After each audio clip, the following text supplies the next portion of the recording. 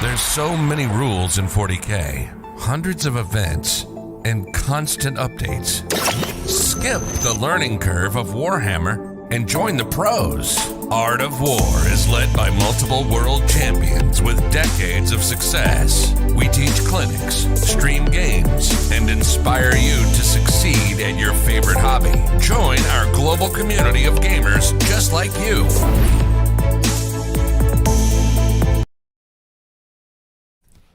Hello everyone, and welcome to another YouTube video with the Art of War. Today's a very special day. I get to work with Mr. Scary. We don't work together enough, in my opinion. Yes.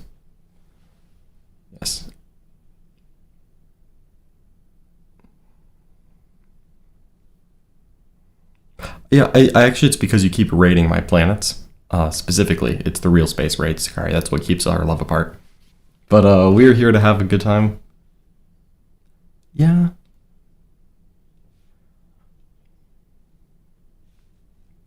I mean, I don't think Tyranids even really have souls, if we're being honest with ourselves here.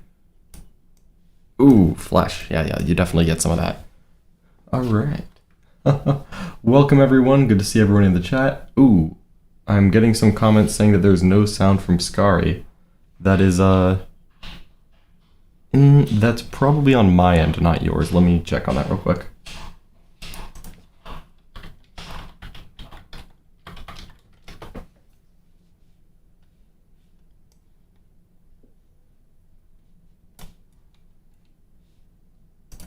Alrighty. I'm just gonna put us back on the break screen for a hot second.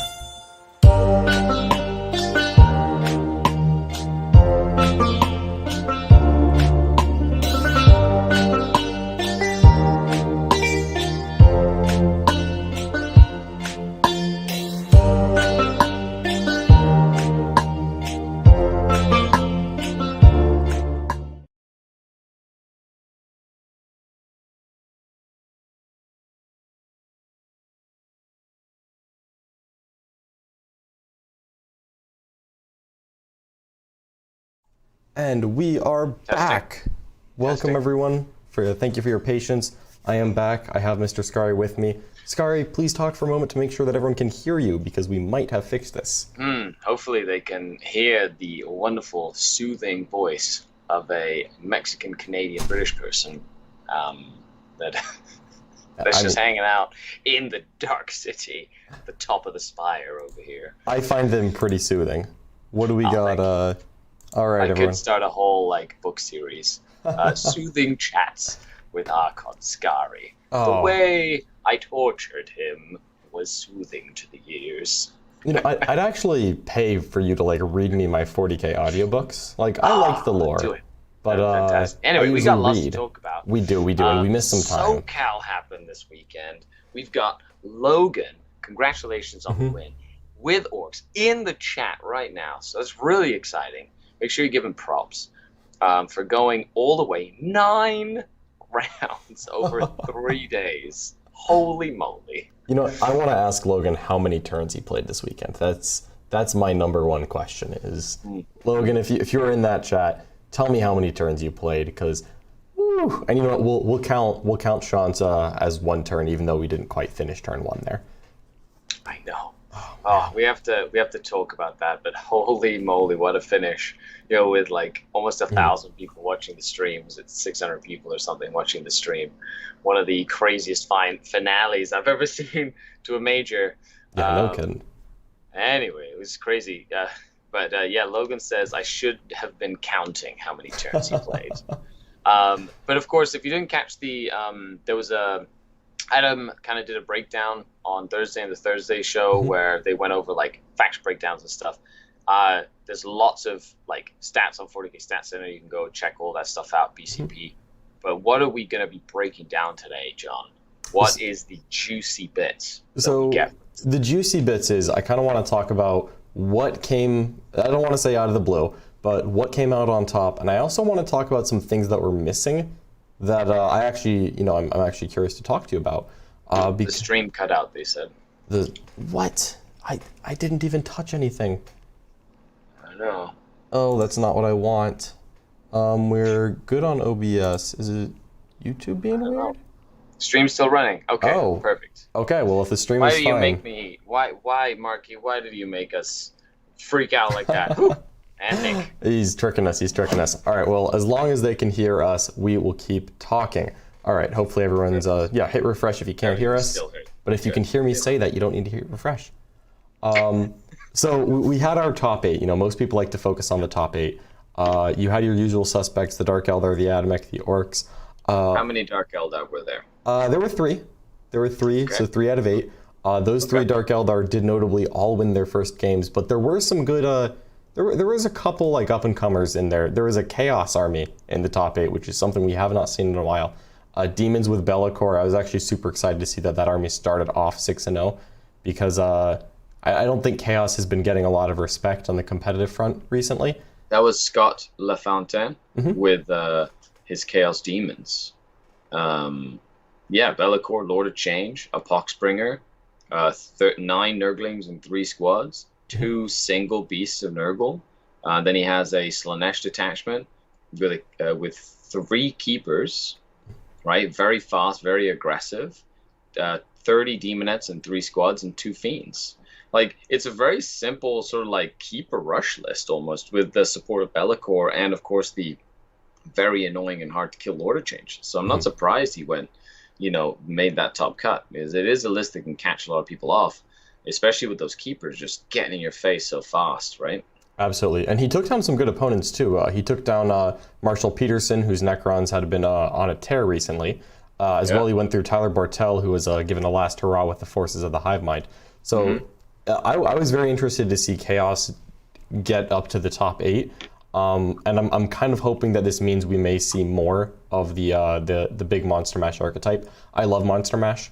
Any chance I can get Walkers, Dreadnoughts, Lord of Change, maybe even a Carnifex one day on the table, I'm always happy to see all of these big bugs or big monsters running around. So that 100%. Made me happy. And I was also surprised to see a Dark Angel reach the top 8. Yeah, Joel, with his Dark Angel list, he was running Is it like a vanguard detachment with Ezekiel, Lazarus, you know, like Yeah. the lieutenant guy. Well, like he's the mortal wound. He is mortal wound Yeah, protection. Like when you look at it, so he kind of makes yeah, sense. 100%. It makes a lot of sense with all the mortal wounds we're seeing right now. A Blade Guard Ancient, 6 Blade Guard, a big unit of Deathwing Terminators with some Thunderhammers, some Cyclones, you know, a whole bunch of stuff. Another large unit, and then another large, so 30 Deathwing just Terminators with a good combination of weapons, and a single Ravenwing Apothecary. Like he was just running Terminators. Very hard to like dislodge. Lots of Stormbolters, decent amount of Thunderhammer, Storm Shields for some durability, Ezekiel for some shenanigans, and of course the Blade Guard to add some additional punch. Blade Guard Ancient to of course make them, you know, -1 damage if you really needed to. That's with a relic he took there, and of course the Apothecary to just be incredibly annoying. Yeah, no kidding. I was very happy to see Dark Angels pop up because I always feel like Dark Angels, we never quite saw them hit what we expected. Where I think when the Dark Angel book came out, we all thought that they were going to be very, very successful, very popular. And they have so many good rules. I mean, and admittedly, I'm part of the problem here. I play Marines, but I've never taken Dark Angels to a tournament. But I was always surprised that we didn't see more Dark Angel success, given all of the... I think it's because they can score points, but because the game, like, they're relatively slow. You know what I mean? Like, in terms of, like, scoring and whatnot, usually that's the case, is you kind of need that Ravenwing stuff. But I feel with, and this is the same with the Demons, with player place terrain, and being able to sort of use terrain as a tool in your sort of strategy and in your approach and being able to get on objectives or prevent your opponent from getting to places or things like that. I think that it gives lower factions sort of like a chance to compete because it gives them like another thing to use at their disposal, in this case terrain, right? And it's something that I found to be very powerful, especially when going against matchups that you have like no business winning normally. You know, having the ability to sort of put a wrench in your opponent's plans with terrain placement and, you know, where the objectives are and things like that. I'm not surprised that like a big, tough army like, you know, the Deathwing made it that far. Yeah, I'm not either. You know, the Deathwing, especially their -1 damage, they do play well into a lot of the things here. The one thing it seemed that they could not conquer was Sean Naden. Unfortunately, poor Joel played against Sean Naden in round 6 and 7. I can't imagine losing that game and then getting the pairings and immediately just being like, yeah, do you want to try again? You know, there was a chance, you know what I mean? There's always a chance. In that 6th round, you know, they went, I don't know what the score was, but you know, he didn't lose by much. And that's the thing about Dark Angels. They score really high, regardless of whether they win or lose, which makes them fantastic for like team events, especially. Yeah, for sure. Because they can take the wind out of a very aggressive army like Admech or Drukhari. But, you know, Drukhari tend to just beat them very consistently as they could just outmaneuver them and just outfly across the table and whatnot. Yeah, I think that's one of the biggest problems. I mean, other than that, we kind of saw the usual suspects for the most part in that top 8. I don't think anyone is particularly surprised to see a lot of Drukhari at top. Admech is certainly a usual suspect. Orcs have been the very volatile one. We are, of course, going to spend a good amount of time talking about our wonderful champion here, Logan. But that's right. I do also want to, I kind of want to talk about the absence, which was the one thing I actually really expected to do well at the SoCal format. I thought Grey Knights were going to be really good in the current meta against Orcs at SoCal. There's only one Grey Knight in the top 20 and none in the top 8. In 11, Matthew Green with his Grey Knights. You know, he did lose his 3rd round, and that was against Logan, right? So he did end up losing to the Orcs, and I feel like that's one of the things about the meta. Right now, we've got very powerhouse style armies. You've got Grey Knights, right? Then you've got Orcs, and Orcs are a very, as you said, volatile army. You know, they either just crush you or they sometimes just do nothing, right? So, and it's like a polarizing faction where you've got Admech and you've got Drukhari, and so all these big things, like when they go up against each other, it's usually like you don't really know what's going to happen. It's either depending on who goes first, what the terrain is like, you know, how good the skill set is. And then they sort of knock each other out as you go, and that gives like demons a chance to like weasel their way through to the top and stuff and get these matchups. And it's very exciting. I like to see like that dichotomy of everybody kind of duking it out and trying to one up each other. But other than that, yeah, I'm surprised. Grey Knights, I've been just seeing them more and more and more, and they just have the tools and the ability to score secondaries, and their maneuverability is incredible. So they score really well. Yeah, so one of the things that I kind of noticed was that we had Grey Knight win 2 majors this weekend, by the way, just none in North America. They won two majors in Europe. Last weekend they won a major in the United States. Grey Knights had such an amazing weekend last weekend that I kind of thought that was the start of a ramp up, at least here in the United States, because the North America meta. But that clearly wasn't the case here. They kind of disappeared for the weekend. Maybe they just migrated to Europe for the rest of October. I'm sure they have more fun Halloween parties over there. I was really surprised to see it.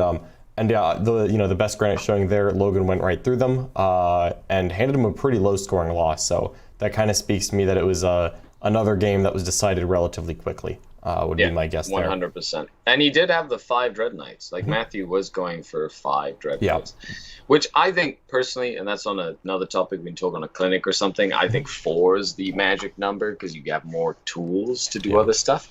But right now there's a debate between 5 or 4. I think it's 4. You think it's 4? Nick thinks it's 5, but we'll have to keep testing Nick on that one.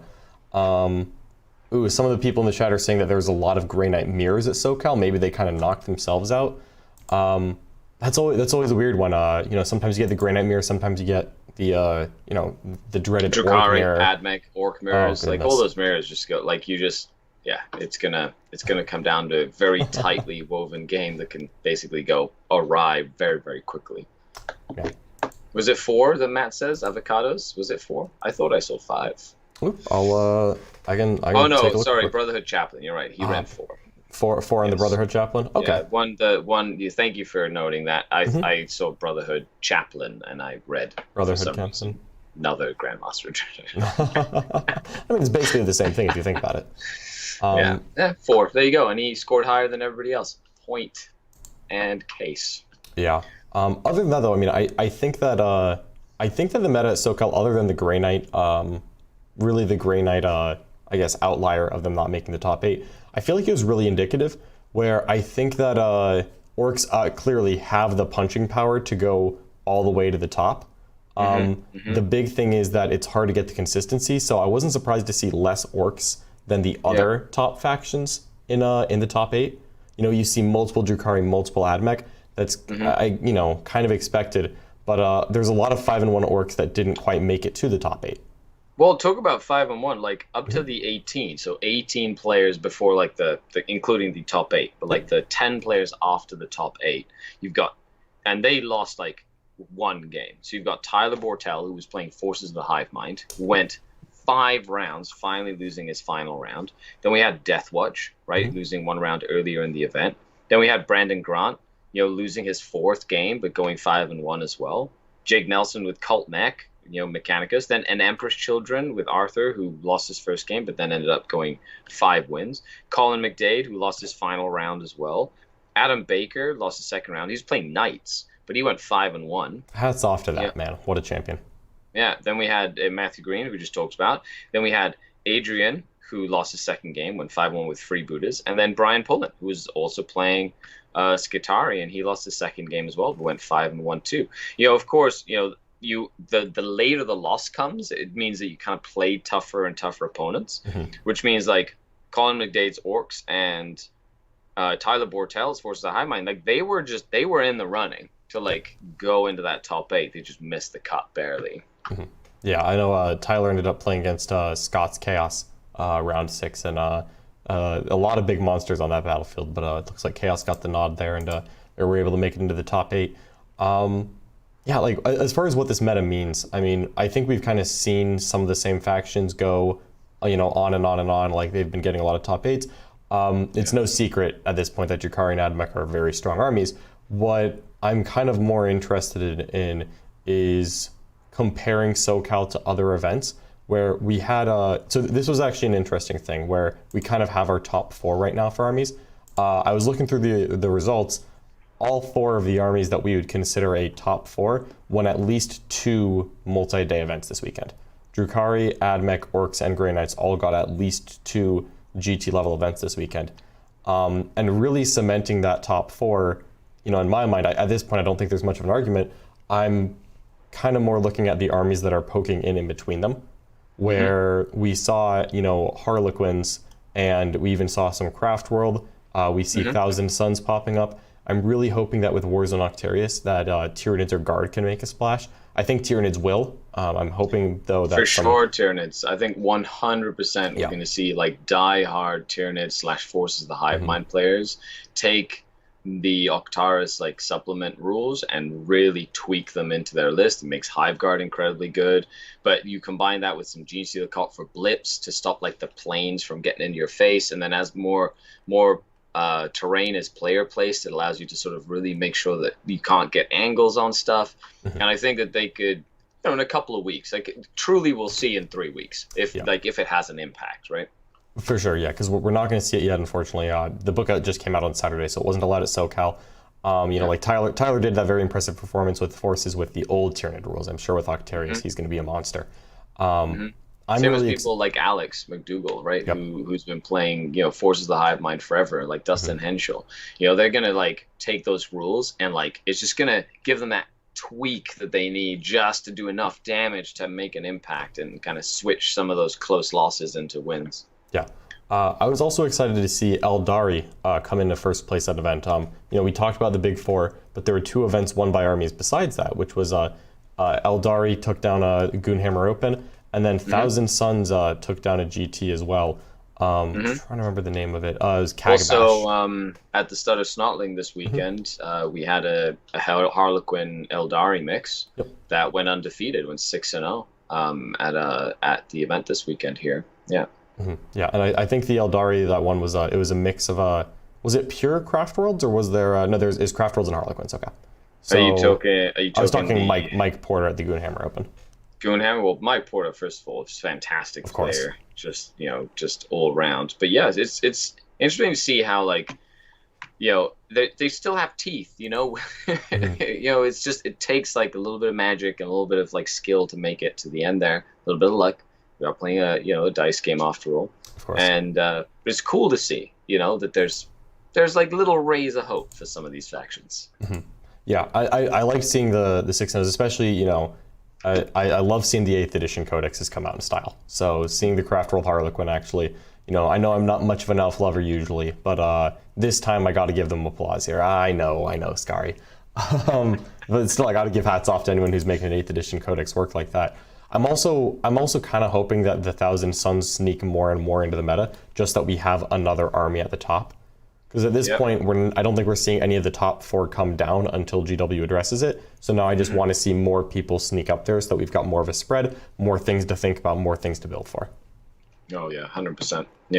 And of course, once we start, and then there's updates going to be coming up. There's more rules. They're constantly going to be churning out stuff and new codexes, new rules. We've got the 2 mystery codexes that should be arriving in December or November. So I'm excited to see what kind of how that shakes up the meta, depending on what we see, which is going to be fantastic. Also, with Warhammer Weekend coming up this weekend, who knows what they'll preview, and I'm curious to see how that affects the meta. Now that we're starting to get more events and larger events, and people are starting to get very creative. Some of the lists you see, they've got teeth, and they're not like the meta lists that you just see all the time. Some of them are very creative, and you play against them, and they just especially orc lists. I feel like that codex is very deep. You can play it in a variety of different ways. It just doesn't just have to be planes and buggies. Some orc lists will get you off guard if you're not prepared for it, especially with their very tough characters and forward deployment commandos, and the amount of shooting they can have is ridiculous. Yeah, we with orcs we see some occasional lists pop up. Obviously the freebooters or blood axe ramshackle spam. That's obviously we know what it does. It's a very powerful, and we will talk about Logan's list towards the end of this, I promise. But I've seen some orc lists pop up that are a random goth list here and there that can still do very well.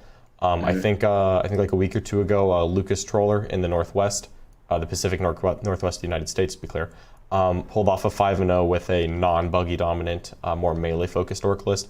I really like to think that there's going to be a lot of power left in the book if they come down on ramshackle units. That's what I'm hoping for, at least. Time will tell. Right now, if you've got the best tools, I won't begrudge anyone for taking them. But if those teeth get pulled, I'm hoping that there's still a lot of teeth left in the Orc Codex, because they have a ton of really interesting data sheets. like we see it with like the Squig Riders, the Squig Hog boys. When they came out, everyone thought that they were amazing, and then we just, we collectively gravitated to just buggies. Gravitated towards buggies. Yep. 100%. All the kill rigs, right? The Psychic kill rigs and whatnot.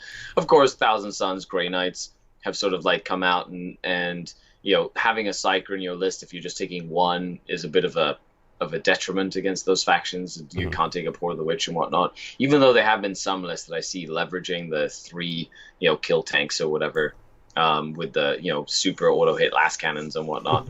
We'll see what happens. I want to talk about this like list that Logan played and the Sean Naden versus Logan like finale. Absolutely, we've got to talk about it. Sean was on a warpath for the first 8 games this weekend. He was 8-0. I think he was in first place going into day 3. He had that number 1 seed, and he was getting really high scores on people, and he had some really impressive wins too. He took down the Drukari Mirror. He took out Matt Gayer's Admech as well. Took out like 4 AdMech players over the course of his rounds, right? A lot of people were saying that the AdMech playlist was unbeatable for Drukari. Not Skari. Skari never admits defeat. But a lot of other players, perhaps... I haven't lost against Drukari at a tournament yet, sir. I'll have you know. Actually, I didn't know what my list would do against Drukari until this weekend. to be brutally honest, I was pleasantly surprised. Yeah. But I'm not surprised. Like Sean's list, with the amount of little stuff, like that MSU style build with your -1 to hit everywhere and just little OPSEC units and whatnot, and then like the powerhouse characters that could just hiding. There's damage dealing everywhere in his list. Right, so against like AdMech, who like to sort of like focus on them and just like murder it, like he can just send threats everywhere and do it in waves and just really like saturate the table. And of course, it's Sean Naden. He's going to be pulling all the little close combat technical tricks and piling ins and movings and tying stuff up with Morvane's Agonizer, which he couldn't do against tanks. Doesn't work against vehicles, it turns out. Doesn't work against vehicles, and that sort of thing. So. It's definitely like a very like intense list. Like it's a very brain heavy list, but that's what Sean likes to play. Absolutely. Plus with like there's no raiders, they're all tiny. You can hide them in the weirdest, tiniest spots to prevent people from shooting you. Like it's a well thought out list. Has picked secondaries very well. You can pick like the Archons for to the last, and like another character, and like put them in a Venom and hide them, like you can. There's just so much stuff you can do with that list. It's kind of ridiculous. I think he even loaded up one of his Venoms with upgrades that it would be a to the last, so you could put them in. So you could just have that little package go into reserve and wait, which works really well most of the time. But man, Logan's list. So Logan was 5-1 going into the top 8. I actually didn't look at this. What was his one loss to, I wonder? Logan's loss? Yeah, because I thought he was 5-1 going into the top 8. I thought he was a high scoring 5-1. Logan, if you're in the chat, could you answer that? I can't really see it right off the bat. I will find it in the next 30 seconds. Okay. While you do that, I'm going to go over Logan's list for everybody at home who's taking notes eagerly. Taking notes if you're an orc. Okay. So it is an Outrider detachment of freebooters. We are running a Death Killer War Trike, who's a junk boss. That's the Speed Freaks, and he is the Warlord. You're running 1, 2, 3 single scrap jets, then 1, 2, 3 single squig buggies. One has the nitro squigs, great to help proc that that +1 to hit for the entire army. 2 mech guns with custom mega cannons, fantastic for backfield screening, just taking the odd pot shot. You're trying to proc that +1 to hit. Then we have the 2 Jackadets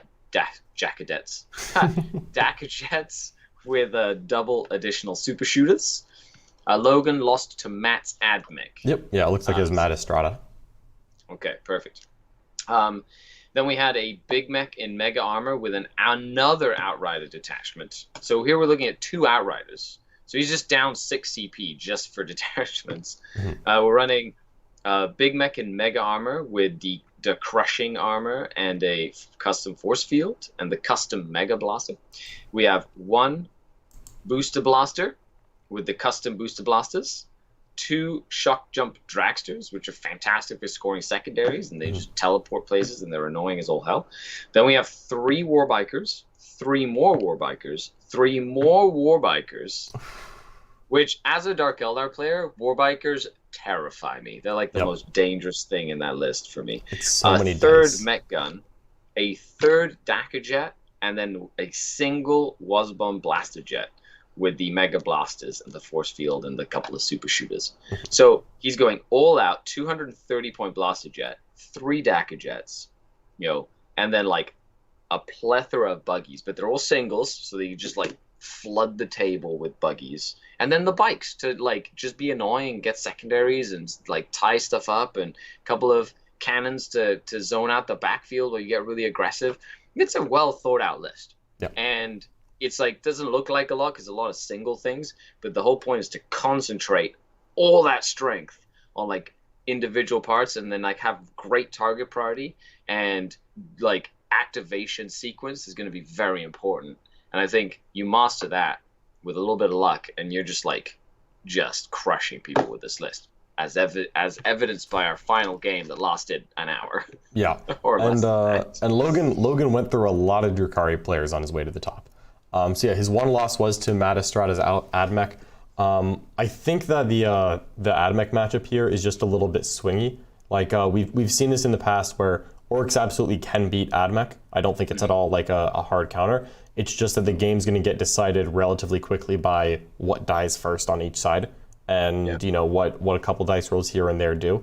Like we saw like Mark Perry at the New Orleans event go 7-1. His only loss was to Richard Siegler's Admech before he took the whole thing. But then we've seen Orcs that have been capable of taking down Admech planes, where you just fail a couple of rocket saves and suddenly the Stratoraptors go down, or if they just don't have quite enough last chickens, then things kind of snowball very quickly. So it definitely seems like that matchup has been a swingy one. But here in the top 8, once all of the Admech went down to various Drukhari players, it kind of felt like the path was cleared, and there was just a bright red bulldozer going forward with nothing left to stop it. And also, that Deathkiller Wartrike or whatnot, like, guys are just annoying and really hard to take down. Unless you can like focus a bunch of mortal wounds onto him, which is easy to screen out against and whatnot with that sort of thing.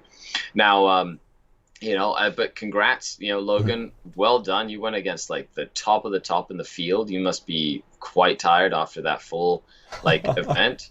And I don't know, he may have only played 9 turns there. Like, well done. Like, Sean Naden, by the way, is not an easy man to take down. Like, he knows how to play the game. So, like, that was excellent. Yeah, there is a quote, apparently someone asked Mr. Logan at the end of day 2 if he was worried at all about playing against Sean's Dark Eldar. And Logan, let me know if I'm misquoting here. I don't want to do you a disservice. But what was told to me over Twitch was Sean's Dark Eldar die like all other Drukhari. And, they do. We're squishy. We hit really hard, but if we don't do enough damage, we die really fast. We had a good laugh about that, and then the shooting phase started, and we were all like, oh god.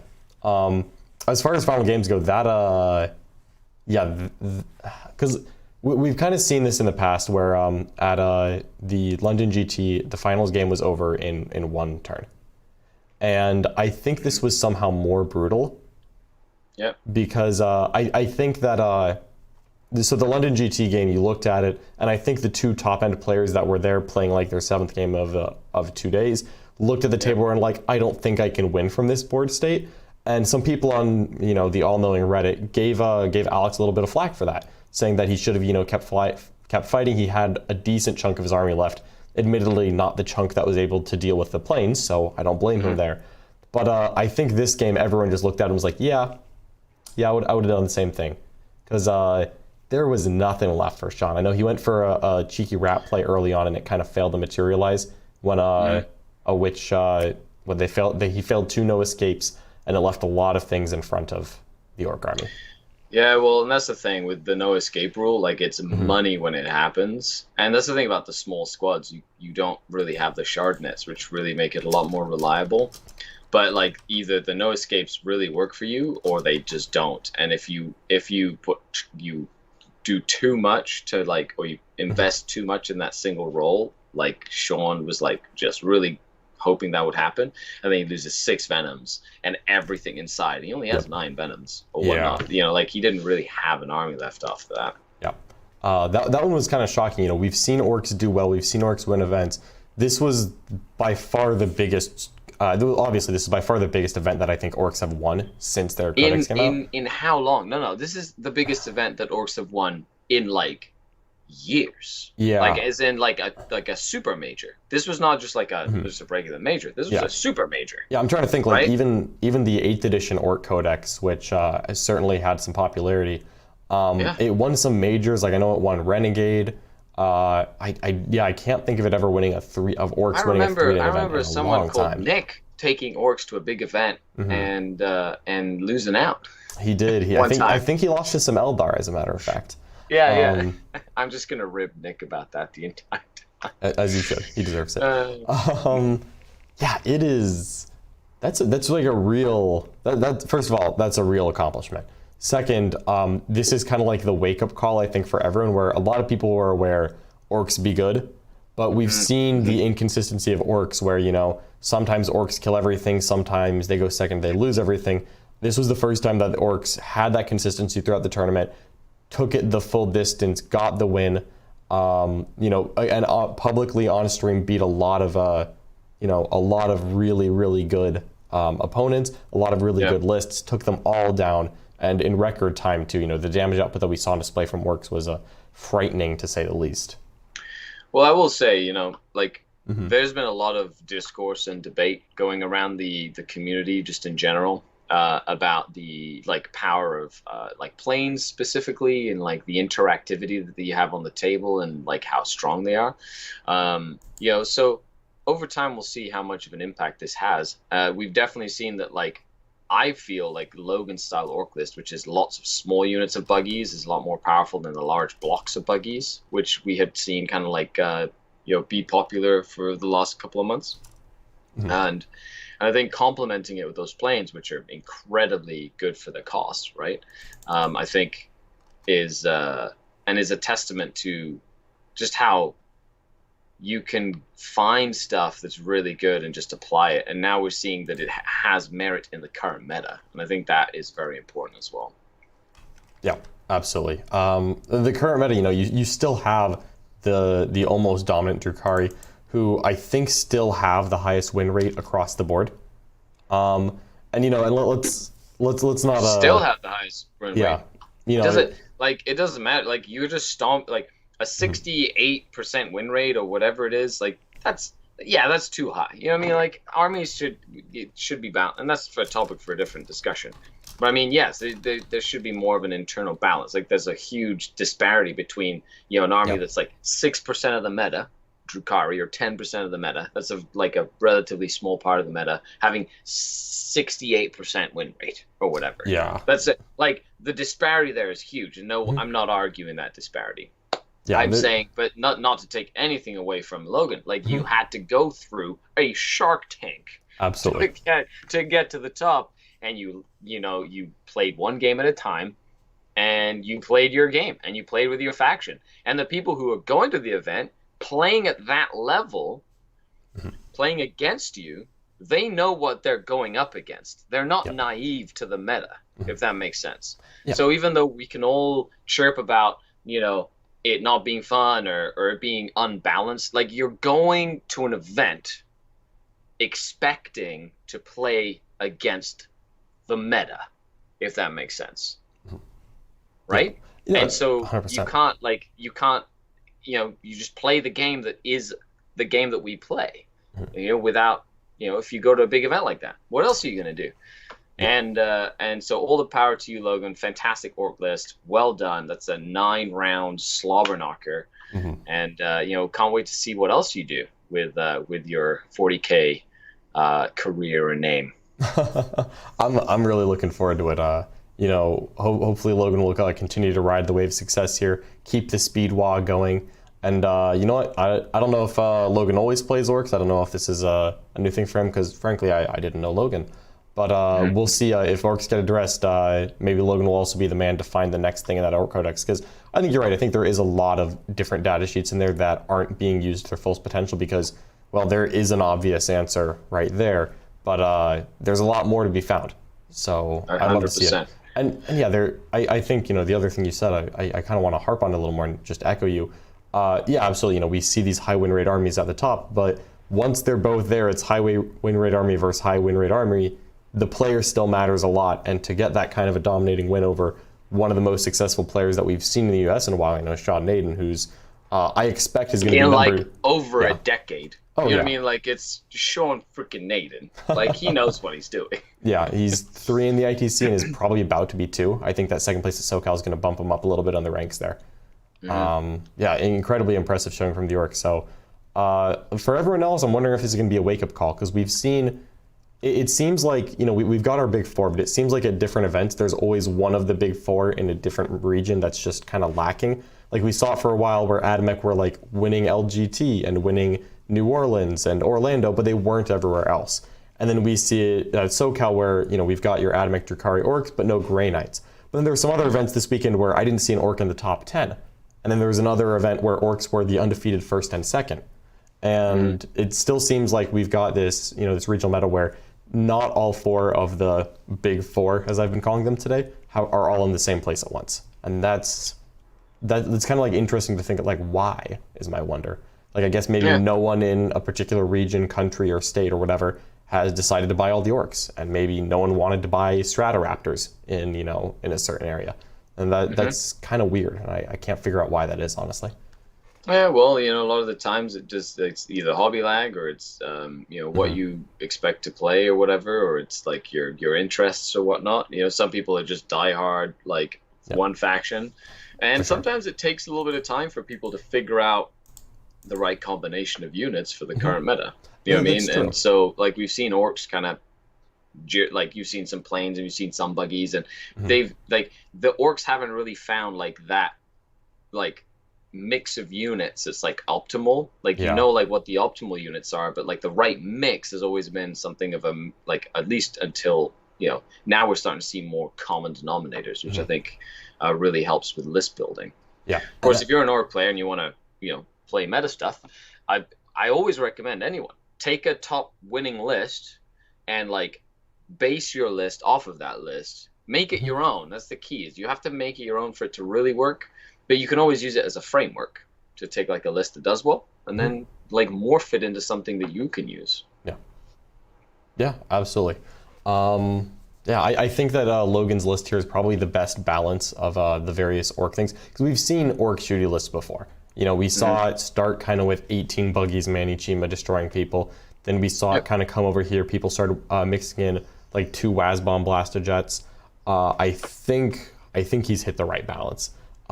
We don't see the bikers often, but I mean, when you look at it, they're so good. They're the secret sauce. What are they? If I can kill 20, them fast, 25 points? they have to die. They just have to die. They're like the first thing I need to kill, because if I don't, those things are gonna win the orc player of the game.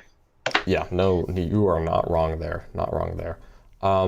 Yeah, you know, we've seen flyers do well, but also some armies without flyers, which is mostly Drukhari Grey Knights, have still been able to make it work. But man, right now both the Orc and Admech planes are really giving them the legs here. Yep, 100%. Right on. Okay, well, I think that's what we've got on SoCal. Massive congratulations to everyone in that top 8, especially shout out to Logan, who had a crushing path to victory there. That was very impressive to watch from home. Thank you so much, everyone, for watching us. You know, if you want more content, we've got 40K today coming up at 5 p.m. We're gonna have Richard and Brad on, giving their thoughts on everything going on in the global 40K community. As well, we've got a Meta Monday coming up in the War Room, where Brad Chester is going to talk about his own major victory this weekend, as well as well, the rest of the events. It wasn't just SoCal this weekend. There were a lot of events in the United States, Europe, and just about everywhere. All right. Thank you so much, Scars. 100%. Yeah, thank you for joining us. Thanks a lot for the 2 memberships and the super chat. Really appreciate it, folks. J-Man and Don't want to. Tim Pinney, thank you for the super chat, and Stu, welcome to the membership lounge. All right. Thank you so much, everyone. We will catch you next time. Bye for now. Bye.